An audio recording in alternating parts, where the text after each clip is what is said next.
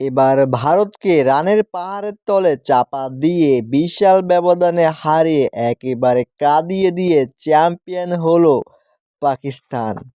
Pakistani batsman Samir মিনহাজের দুর্দান্ত ব্যাটিংয়ে ভারতকে একেবারে কাঁদিয়ে দিয়েছে পাকিস্তান।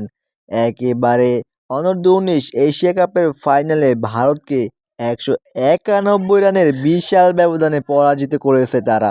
ফাইনাল ম্যাচে আগে ব্যাট করতে নেমে নির্ধারিত ৫০ ওভারে ৮ উইকেট হারিয়ে ৩৪৭ রানের বিশাল টার্গেট দাঁড় করায় পাকিস্তান, যেখানে পাকিস্তানের হয়ে দারুণ ব্যাটিং করে মাত্র ১১৩ বলে ১৭২ রান করেন সামির মিনহাজ এবং ৭২ বলে ৫৬ রান করেন আহমেদ হুসাইন ও ৪৫ বলে ৩৫ রান করেন উসমান খান।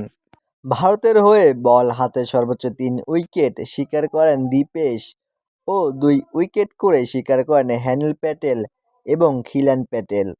৩৪৮ রানের বিশাল লক্ষ্য তাড়া করতে নেমে ভারত ২৬ ওভার ২ বলে মাত্র ১৫৬ রানেই অল আউট হয়ে যায়, যেখানে সর্বোচ্চ ১০ বলে ২৬ রান করেন বৈভব সূর্যবংশী, ৯ বলে ১৬ রান করেন অ্যারন জর্জ এবং ১৬ বলে ৩৬ রান করেন দীপেশ।